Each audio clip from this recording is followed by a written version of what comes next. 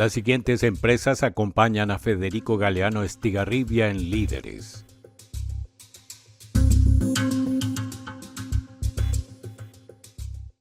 Banco GNB, la raíz de tu futuro.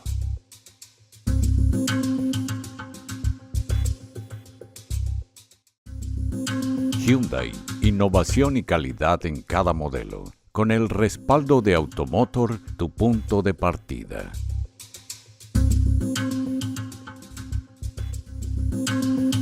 Gondwana, más que agua, una joya.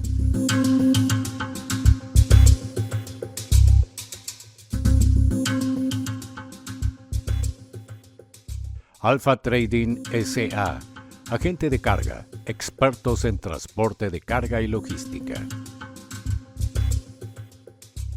Hotel Las Hortensias, sucursal del Paraíso en la Tierra, Ciudad de Pilar.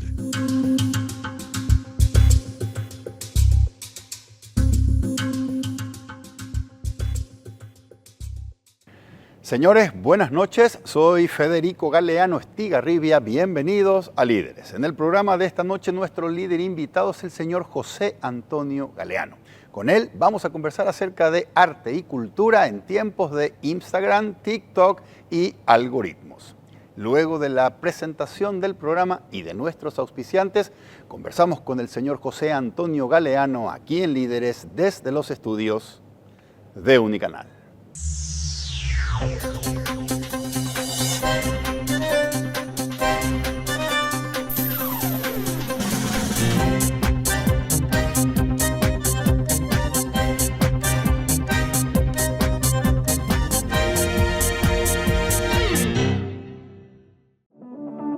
Con Banco GNB viví momentos que te dan más. Con cada compra que realices, tus tarjetas de crédito Banco GNB Mastercard suman cupones para participar por premios increíbles. Mientras más usas tu tarjeta, más oportunidades tenés de ganar. Compra con tus tarjetas de crédito Banco GNB Mastercard y viví momentos que te dan más. Si estás buscando el futuro del fútbol, voy a ser yo. Capaz que no sabe quién soy todavía. Pero pronto lo vas a saber. ¡Ay, qué lindo! Voy a ser tan grande que ni siquiera podré caminar por la calle. El futuro ya está aquí. Lo próximo comienza ahora. ¿Tenés un auto y querés pasarte a una SUV? Hyundai Venue es para vos. Con un diseño audaz y formato compacto, la Hyundai Venue llega de la mano de Automotor como una alternativa versátil para la ciudad. Ofrece confort, conectividad y un manejo ágil, pensada para quienes buscan practicidad sin resignar su estilo. Hyundai, con el respaldo de Automotor. Aquí en Líderes tomamos el agua más pura del mundo. Aquí tomamos Gondwana.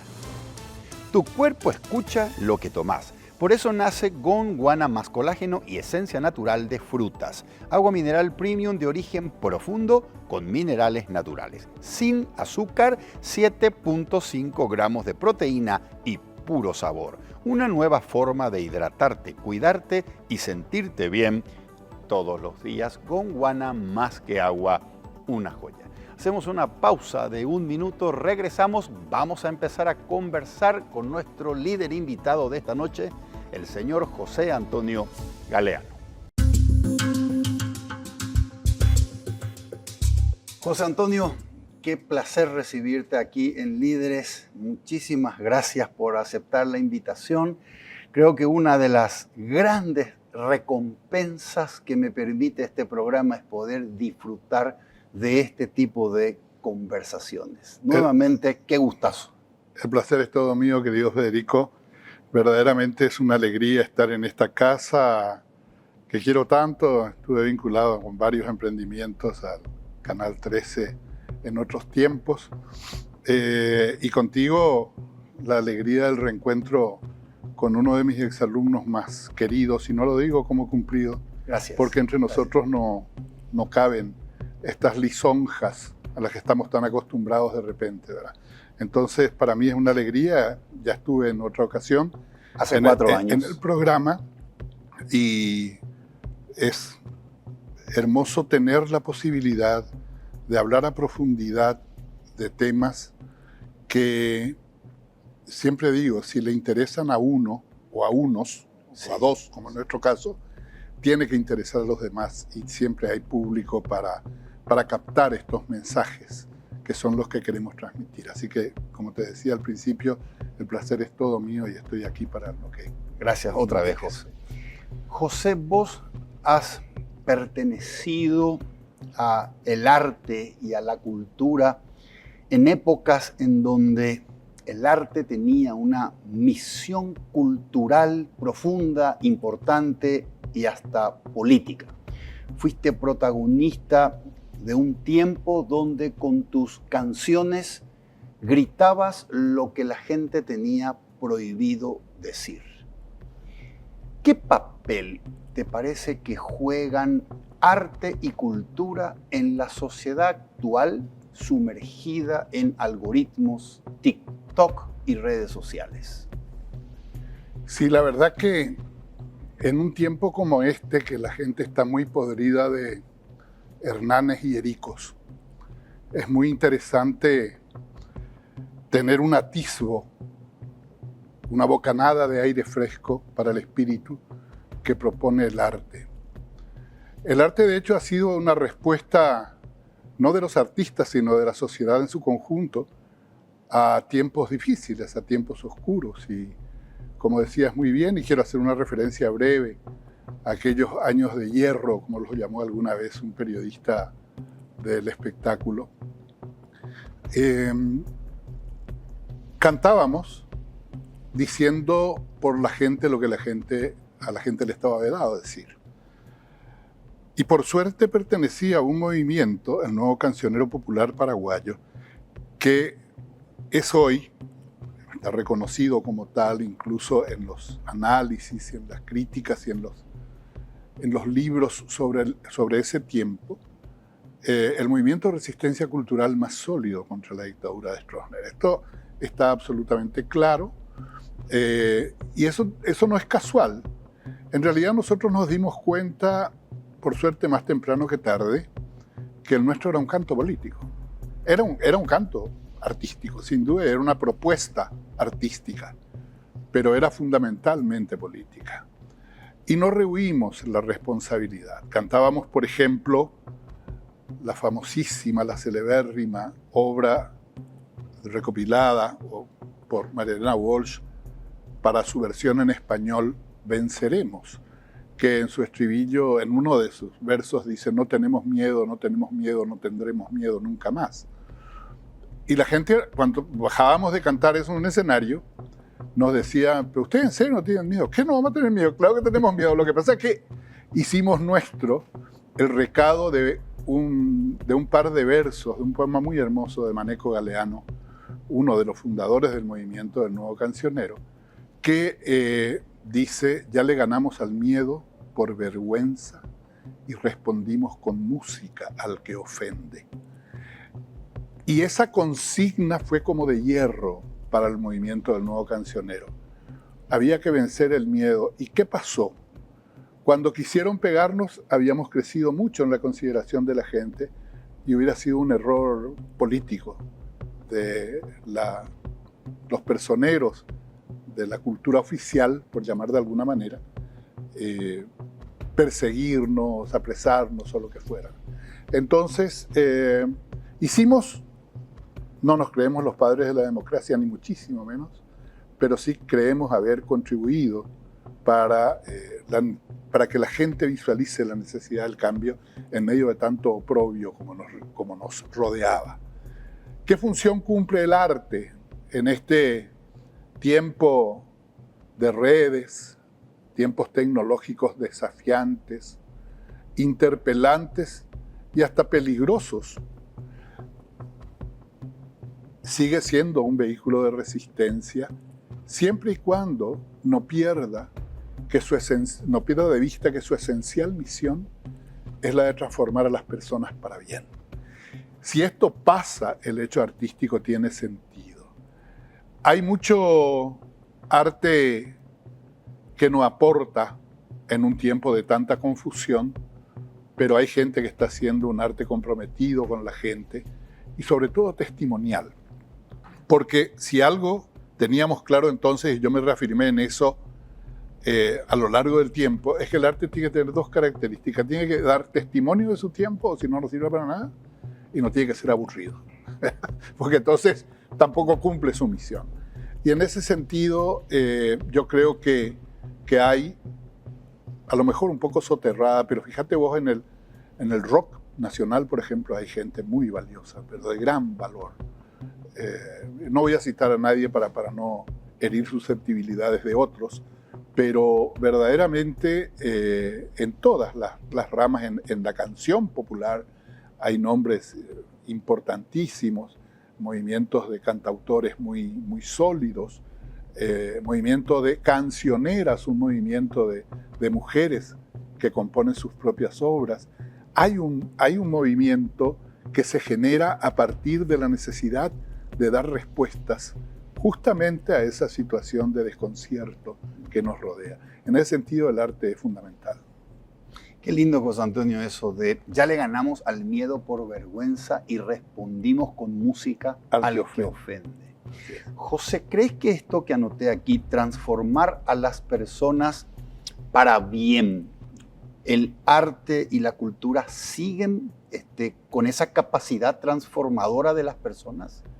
Sí, como sabés, Federico, yo soy un profesor jubilado, entonces elijo mis batallas y mis quehaceres mucho más que antes, que necesitaba tener horarios fijos y cosas. Entonces siempre me considero un hombre feliz, porque yo he definido la felicidad como hacer lo que uno quiere hacer, vivir honradamente de eso que uno hace y no dañar a los demás ni a sus derechos. Y yo creo que en ese margen de actividades me he movido siempre. Entonces lo que hago desde que amanece hasta que se pone el sol es cuidarme, porque tengo 74 años y ya tengo que hacer mis ejercicios, mi gimnasio, escuchar mi música, escribir, siempre escribir un poco es interesante, y sobre todo participar de las cosas que me interesan. Y una de las cosas que me interesa es, por ejemplo, presentar grandes momentos del excelente arte sinfónico, por ejemplo, que hay hoy. Entonces siempre presento algún ciclo de la OSCA, trabajo mucho con la Orquesta Sinfónica Nacional, y eso me mantiene en actividad. Y ahí he llegado a la conclusión de que hay un público ávido de escuchar lo que ha ocurrido con la guarania. Lo que ha ocurrido con la guarania el 3 de diciembre del año 2024, cuando la UNESCO, reunida en Asunción, la declaró como parte del catálogo de Patrimonio Cultural Inmaterial de la Humanidad, es verdaderamente trascendente. La gente se pregunta, bueno, ¿y qué es lo que es esto? Una especie de... ¿Viste ese nihilismo que tenemos también como sociedad de pronto, ¿no? Y no queremos ver la importancia de los logros capitales y le restamos mérito. Es muy épico lo que tanto la guarania, ¿verdad? Pero sin embargo, y a mí me tocó, haciendo un ejercicio de creatividad mínimo, digamos, decir en el primer concierto de la OSCA que me tocó presentar, digamos, después de la declaración de la guarania como Patrimonio Cultural Inmaterial de la Humanidad, dije, a partir de hace 3 o 4 días, cuando fue el 6 o 7 de diciembre, la guarania pasea su hermosura por la humanidad entera, ¿verdad? Y eso tiene un sentido de decir, caramba, hay también un Paraguay que está lejos de la tapa de los periódicos, que está lejos de la noticia tan derrumbante de las mejores voluntades, y que lleva lastimosamente a un pecado que como sociedad creo que tenemos que empezar a trabajar duramente, que es no normalizar lo que está mal, ¿verdad? Porque lo normalizamos, ¿verdad? No, así nomás somos nosotros, este es el Paraguay, ¿qué vamos a hacer, ¿verdad? Y ese tirarse para abajo uno mismo como sociedad definitivamente no puede conducir a un buen camino, digamos. Absolutamente. Hablemos un poco de cambios, José Antonio. Los mitines políticos, aquellas concentraciones populares, la gente reunida en las plazas públicas para escuchar al líder o para escuchar al candidato. Eso se ha reemplazado y hoy las reuniones son a través de un live en Instagram. La política de muchedumbre reunida reemplazada por lo virtual. ¿Cómo impactó toda esta tendencia de los vivos en Instagram al arte, a los conciertos o al teatro? Bueno, si juzgamos desde la perspectiva de los productores de grandes espectáculos multitudinarios, no le ha hecho mucha mella.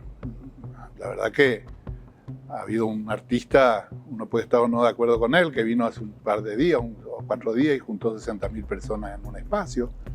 El concierto quizás más importante de este siglo, con un artista internacional, el de Sir Paul McCartney en el Defensores del Chaco, reunió una multitud impresionante, los conciertos que se organizan en el...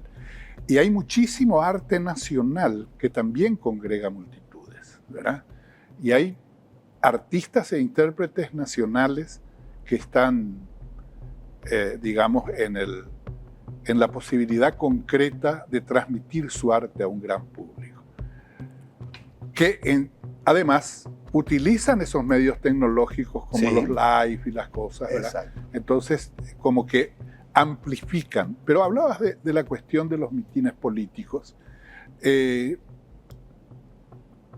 Allí se da un fenómeno, para mi manera de ver, que es un poco pernicioso, en el siguiente sentido. La gente protesta mucho por redes, pero cuando la convocas, no asiste. La gente se achancha en torno a las redes. Y eso no es bueno, porque cada vez que la gente gana la calle, se producen importantísimos hechos en el mundo político.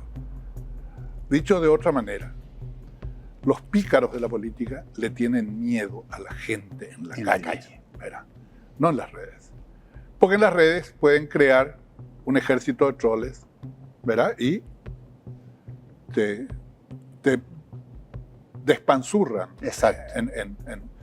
Que es un poco el peligro de las redes también, ¿verdad? No hay certeza, salvo el fuero íntimo de cada quien, acerca del honor de alguien, ¿verdad? Porque te pueden inventar cualquier cosa y eso corre como reguero. Yo recuerdo que hoy se llaman influencers, ¿verdad? Los periodistas de opinión que tenían gran llegada popular han fundido instituciones financieras, por ejemplo, ¿verdad? Anunciando que iba a haber una corrida en tal banco, se fundía el banco al día siguiente, ¿verdad? Ese tipo de cosas han pasado. Eso hoy es como más impensable, pero igualmente posible, y sobre todo con una facilidad enorme, porque yo, escudado en un nombre anónimo, ¿verdad? Y falso, digo, esto está pasando con esta institución, esto está pasando con esta persona, y la gente lo cree a pie juntillas. ¿Por qué? Porque lo dijo Twitter, ahora se llama X, porque lo dijo, qué sé yo, Facebook o Instagram, ¿no? Pero sí, es un riesgo que se corre. Lastimosamente no está en nuestras manos. Creo que no está ni en manos del señor Elon Musk el solucionar esta rueda que ellos mismos han echado a rodar, ¿no? Exactamente.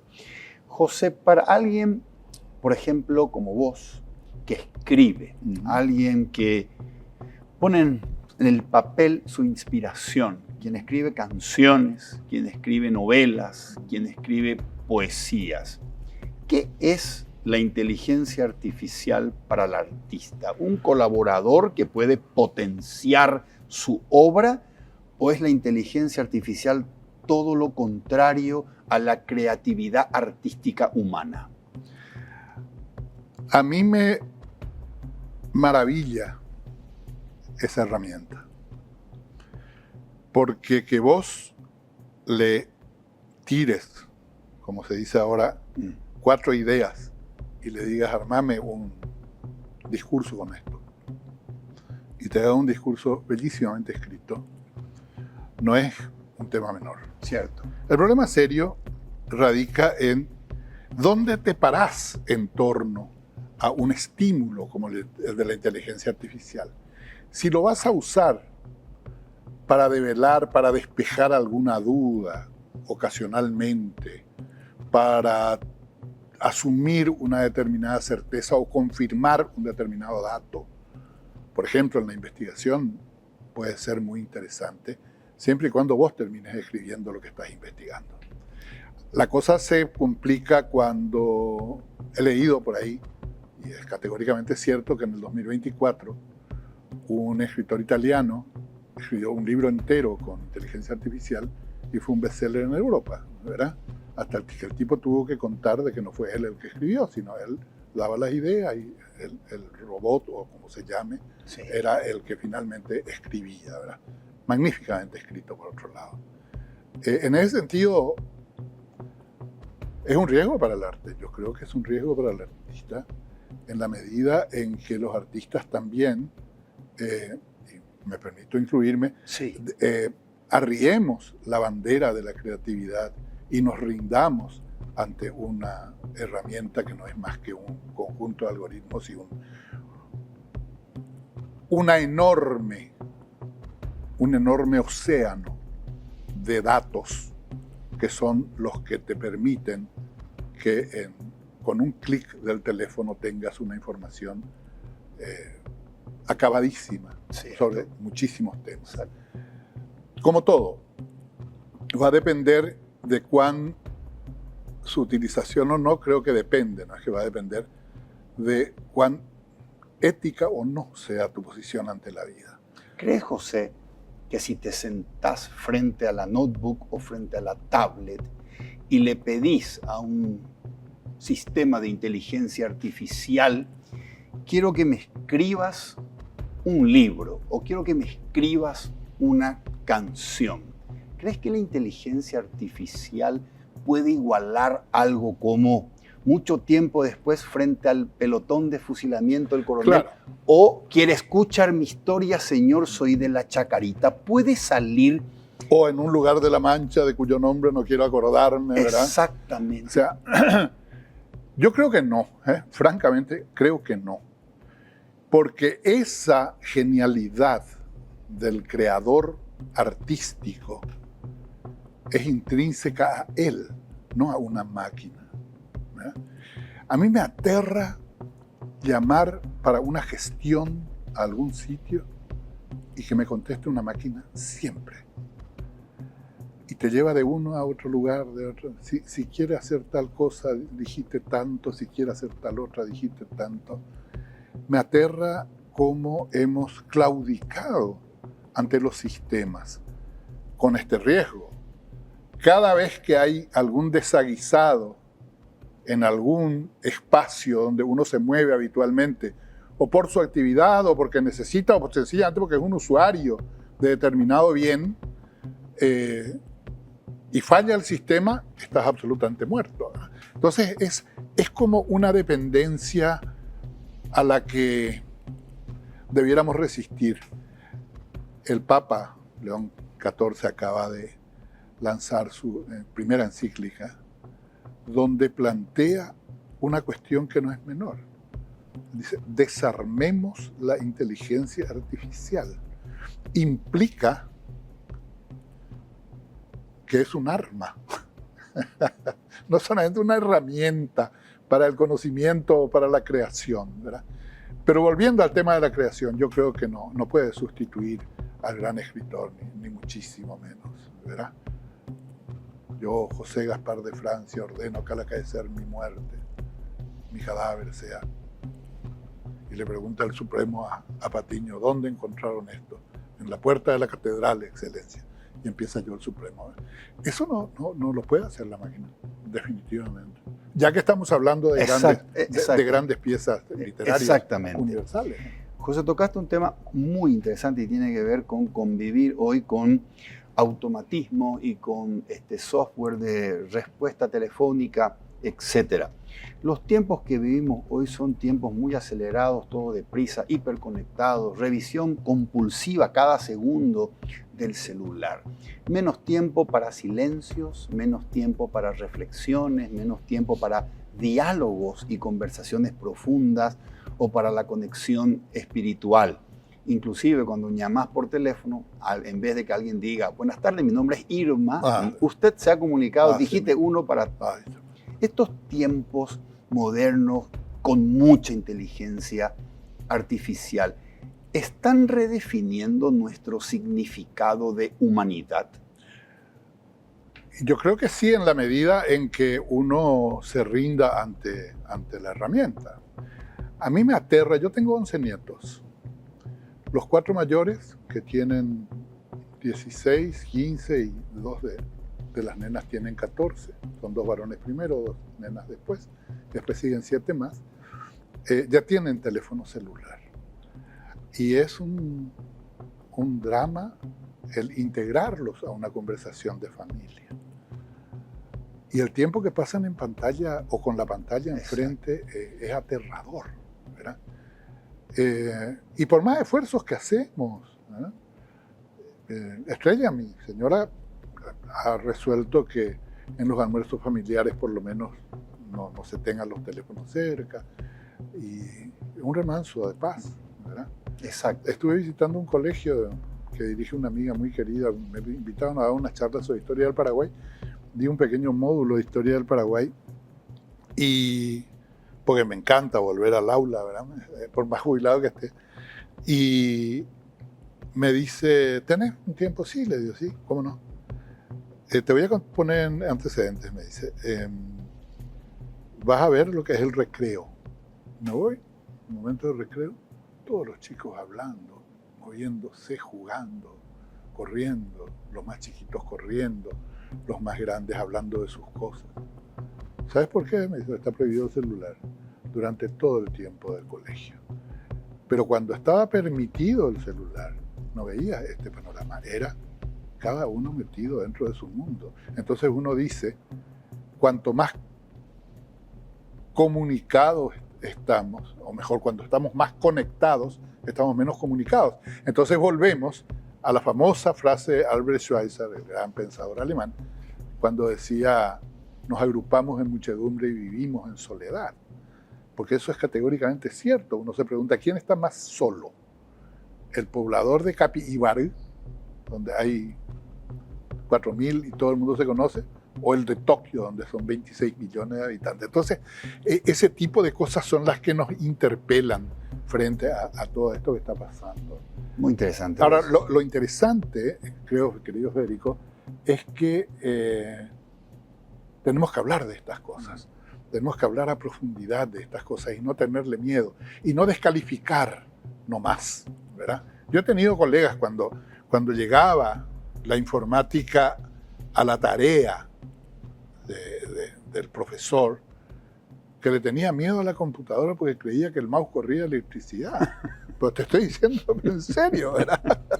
Entonces, y después queremos tener una computadora por niño, ¿verdad? Con un maestro que le teme al aparato. Es todo un... Pero hay que hablar de estas cosas. Me encantó el ejemplo del colegio. Antes, cuando estaban conectados, no se comunicaban, y ahora que está prohibido el celular, están compartiendo. Volvieron a la felicidad del encuentro cercano. José, más conectados a la tecnología es menos contacto humano. ¿Es también más conectados a la tecnología menos Dios? Yo creo que sí. Veo los esfuerzos enormes que hacen nuestros colegios tradicionales católicos por mantener viva la llama de la fe, ¿verdad? En un tiempo tan iconoclasta, ¿no? El problema para mí pasa por el hecho de que nuestros jóvenes tienen una gran confusión. Primero, no tienen figuras modélicas, ¿verdad? Porque si leen la primera plana de los periódicos se desesperan. si van al interior de la noticia, se desesperan más. Y todo se reduce a deportes, y estoy hablando de información deportiva, ¿verdad? Si hicieran deportes todavía todo el día sería bueno, ¿verdad? Y ese es otro tema grave, el de las adicciones, ¿verdad? Nosotros no hemos abordado a profundidad los daños que para la salud mental significó la pandemia, por ejemplo, ¿verdad? Y yo creo que en salud mental estamos muy mal. Y es cuestión de asumir que somos buenos, dije, en el fondo, ¿verdad? Porque no tenemos estos episodios tan traumáticos que tienen las sociedades más desarrolladas, curiosamente. Sin embargo, es muy importante, aunque más no sea para gente que puede tener interés en un programa como el tuyo, como este que estamos teniendo, el poder hablar de estas cosas. Es un antídoto contra la estupidez y tenemos que profundizar estas cuestiones. Por eso a vos te consta cuando me dijiste quiero tenerte en vida, te dije claro que voy a estar inmediatamente, ¿verdad? Así que no quiero desviarme tanto de tus preguntas, pero me llevan siempre a una reflexión adicional, ¿no? José, nosotros los paraguayos hemos recibido de nuestro pasado guaraní una herencia muy fuerte de cultura de sentido colectivo. Sin duda. El ñandé y el oré manifiestan una cultura de comunidad donde el nosotros es lo importante por encima del individualismo. Quiero que vos me digas si nuestra sociedad sigue conservando ese sentido de comunidad, ese sentido colectivo, o lo estamos cambiando por una sociedad de mayor individualismo.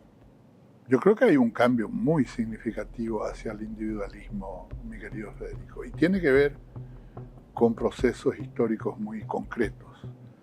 El Paraguay pasó de la premodernidad a la posmodernidad sin haber estado nunca en la modernidad.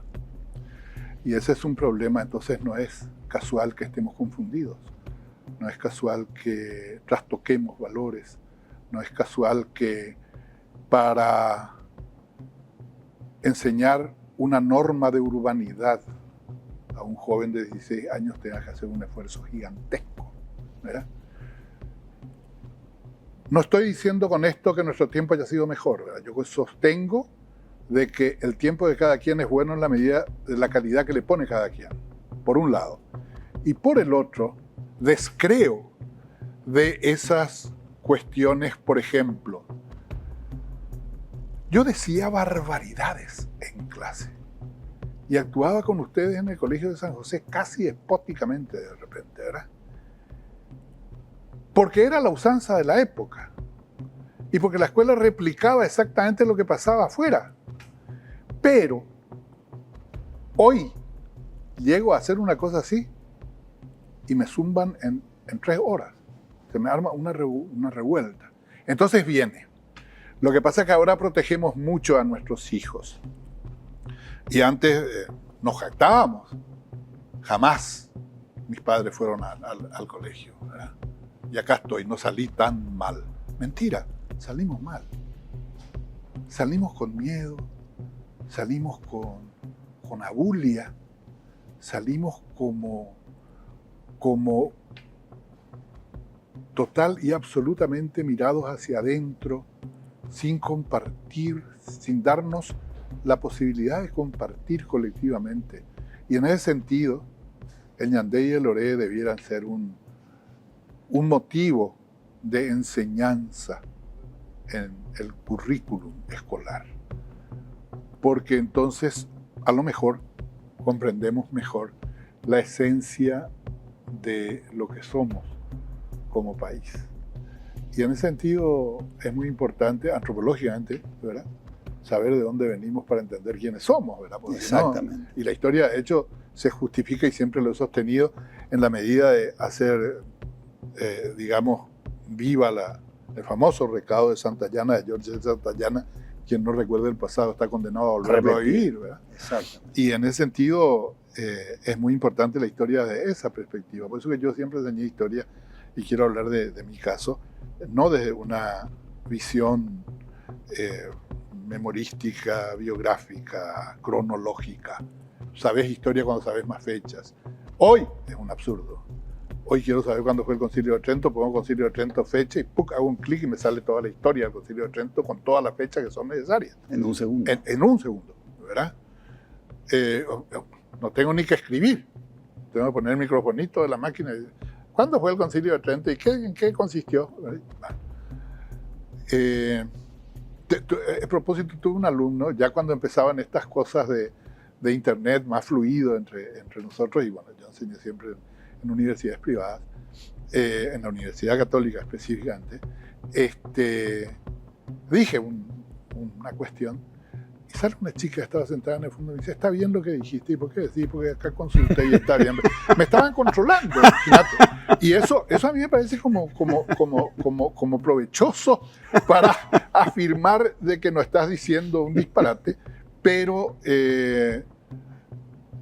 ha modificado. Entonces, a mí me interesaba mucho abordar la historia de los fenómenos, no desde las fechas, no desde los hechos, sino desde los fenómenos. José, ¿quién fue Maneco Galeano? Maneco Galeano fue un chico nacido en Pinasco el 13 de mayo de 1945 y fallecido en Asunción a los 35 años el 9 de diciembre de 1980. Tuve el privilegio de ser su hermano de la sangre y hermano de la vida, porque fuimos muy amigos y muy compinches. Él era tu hermano menor. Mayor. 7 años mayor que yo. Maneco hubiera tenido en este momento 81. Los dos éramos de mayo. Yo cumplo el 9 y Maneco era del 13. Pero del 45 él y del 52 yo. Fue un paraguayo, orgullosamente paraguayo, que jamás renegó de sus orígenes campesinos. Por ejemplo, nació en Puerto Pinasco y le dedica una canción que es muy hermosa a Pinasco. Polifacético, explosivo, con una legión de amigos. Era muy querido por sus amigos, implacable en sus dichos y en sus sentencias. Eso mismo, decía, ver, le ganamos al miedo por vergüenza y respondimos con música al que ofenda. ¿Verá? Maneco era una persona que andaba por la calle normalmente, trabajó en varios oficios, decía él. Fue profesor en el Colegio de San José, que era su colegio, enseñaba música. Fue periodista, fue importante como periodista, llegó a ser secretario de redacción del más importante medio escrito que había en el país, el diario Hoy en ese momento, que era de Humberto Domínguez Vitt, yerno de Stroessner. Maneco tenía amplísima libertad para decir lo que quería en ese periódico. Cubría, como periodista deportivo, turf, imagínate, cubría carreras de caballos, jugador de básquet, llegó a jugar en la primera del Club Libertad. Tengo un amigo muy querido que siempre me dice, tenés que recordar esa faceta. Y en homenaje a Petoto Boiburú cuento de que Maneco jugaba muy bien básquet. No sé si muy bien, pero era muy alto, medía 1,91. Entonces, en esa época, una persona de esa estatura era... Pero por sobre todas las cosas, era un hombre de una enorme sensibilidad, Maneco. Era así como puro, no sé si puro corazón, pero sí puro sentimiento. Él no miente cuando dice, si pulsan tristezas que son del invierno, en muy poco tiempo será primavera, en despertar, ¿verdad? Él cree profundamente en eso. Lastimosamente, fallece en el 80 y no tuvo tiempo de ver la llegada de la libertad. Verdaderamente, Maneco fue un ser humano particular, hizo muchísimas cosas en corto tiempo, y donde destaca obviamente muy nítidamente en el arte es en la música, en sus composiciones. ¿verdad? Porque es el autor desde La Chuchi Sí. hasta Despertar, Exacto. pasando por Soy la Chacarita, ese himno de la Navidad, que es Dos Trocitos de Madera. A mí me admira cómo Dos Trocitos de Madera se canta alrededor del mundo. Me tocó mirar, ahora que me interesan ese tipo de indagaciones, diversas versiones de la canción. Hay una versión de un coro venezolano hermosa, hay una versión de unos niños africanos dirigidos por una monja paraguaya que cantan la canción, eso se volvió viral, como se dice hoy. Qué lindo. Y hay por lo menos unas 15 versiones de la obra de ese villancico que, de hecho, acá entre nosotros se canta en todos los sitios en la Navidad, ¿verdad? Absolutamente. Y ese era Maneco. Maneco era un... A él le pregunta Tercita Torcida, queridísima amiga también, ¿verdad? 3 meses antes de su fallecimiento, en septiembre del año 80, él fallece en diciembre, le dice, y está grabado eso, ¿qué es para vos la música? Y Maneco le dice, a mí la música me salvó la vida. No le dice qué es para él la música, sino lo que significaba para él. Y se me salvó la vida. Y vos te pones a pensar, y verdaderamente le salvó la vida, ¿verdad? Porque Maneco es el autor de canciones que hoy son clásicas. Absolutamente. ¿Quién sos, José Antonio? Soy alguien que procura afanosamente ser fiel y consecuente con sus principios, que están afincados en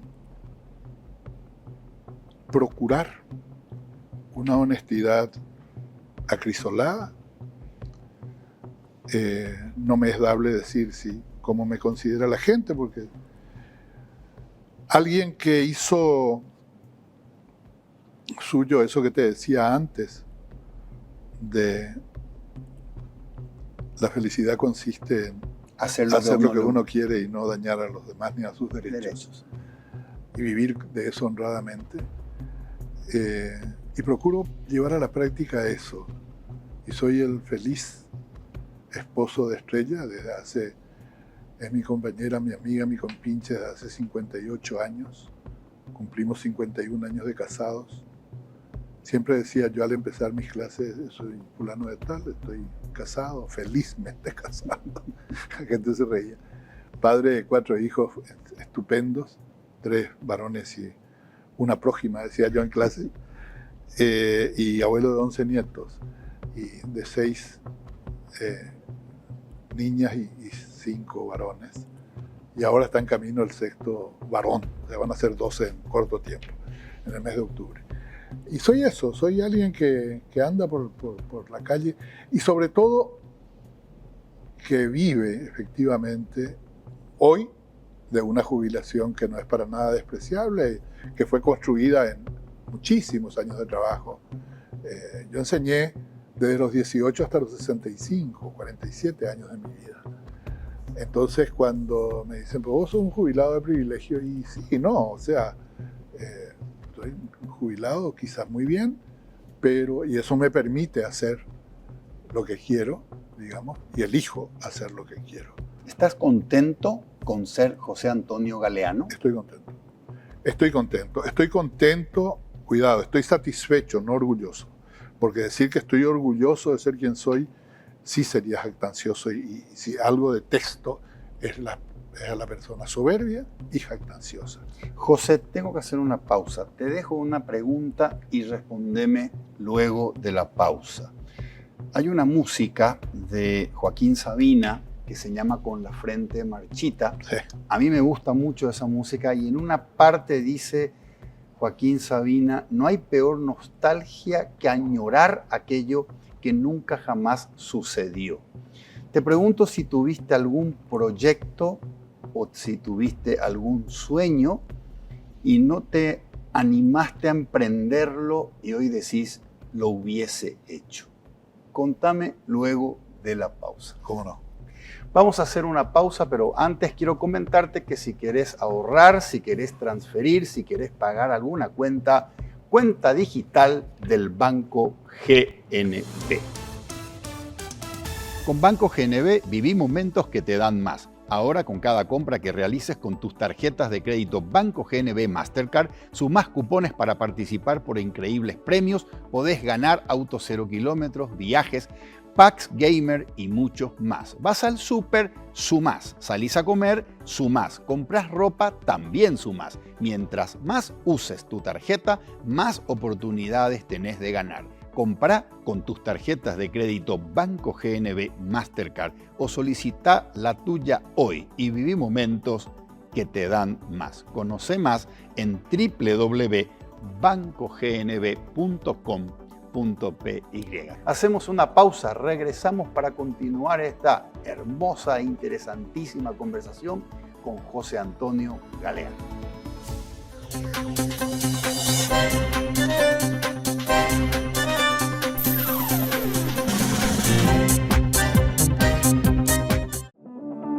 Con Banco GNB viví momentos que te dan más. Con cada compra que realices, tus tarjetas de crédito Banco GNB Mastercard suman cupones para participar por premios increíbles. Mientras más usas tu tarjeta, más oportunidades tenés de ganar. Comprá con tus tarjetas de crédito Banco GNB Mastercard y viví momentos que te dan más. Si estás buscando el futuro del fútbol, voy a ser yo. Capaz que no sabe quién soy todavía. Pero pronto lo vas a saber. ¡Ay, qué lindo! Voy a ser tan grande que ni siquiera podré caminar por la calle. El futuro ya está aquí. Lo próximo comienza ahora.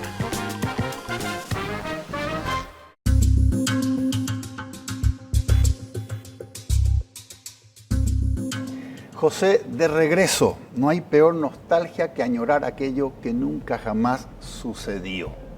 ¿Te arrepentís de algo que dijiste, no lo voy a hacer todavía y terminaste no haciendo? Sí, hubo una época en mi vida que fui un procrastinador impenitente, ¿verdad?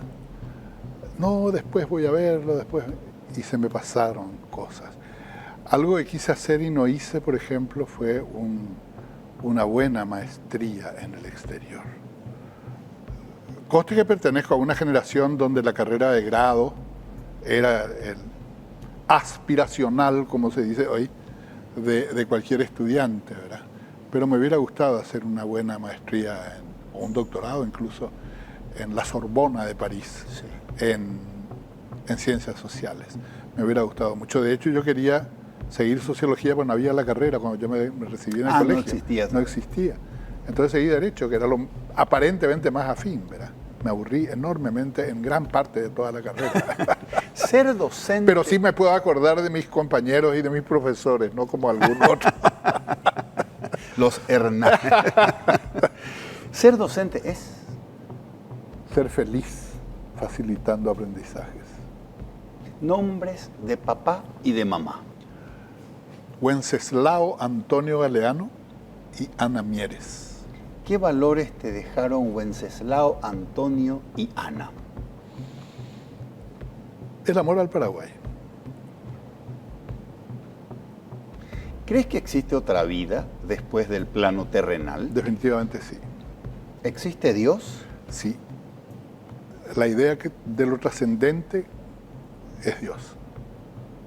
¿Le tenés miedo a morir? No. No, francamente. ¿Cuál es tu palabra favorita? Corazón. La palabra que menos te gusta. Prebenda. ¿Cuál es el sonido que más te gusta? El de la introducción de la guarania del poema sinfónico María de la Paz de Flores. ¿Cuál es el sonido que menos te gusta? Lo escuché mucho en 5 años de mi vida. El de las cadenas cerrando las rejas en las prisiones del Paraguay. Cadenas cerrando prisiones. Cerrando los portones. Portones, qué fuerte. ¿Cuándo fue la última vez que lloraste? Soy llorón. Lloré, pero muy recientemente, en un acto en la casa del exalumno del San José, un homenaje a unos jugadores de 60 años de atrás. Y estaba leyendo la reseña de la vida de León Kundú y me emocioné mucho y pedí disculpas. Lloro mucho. Si pudieses resucitar a una persona para compartir con esa persona, cualquier persona de cualquier tiempo, una conversación y una cena, ¿a quién resucitarías? A Jesucristo. Si pudieses escribir un mensaje en el cielo para que centenares de millones de personas lo lean, ¿qué diría el mensaje? Viva el Paraguay. ¿Qué libro estás leyendo en este momento? Un libro fantástico de un escritor húngaro que amo, que se llama Sándor Márai, y es El último día en Budapest. Es un tratado de 200 páginas sobre cultura húngara. A mí me interesa mucho la Europa, la Centro Europa, me gusta mucho. José Antonio, te repito que hacer este programa implica para mí muchas felicidades, pero la principal es poder compartir estas conversaciones que tanto me gustan.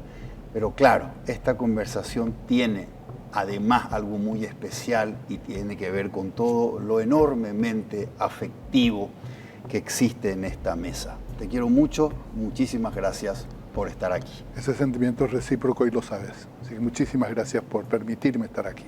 Gracias, José Antonio. Soy Federico Galeano Estigarribia. Esto fue Líderes. Buenas noches.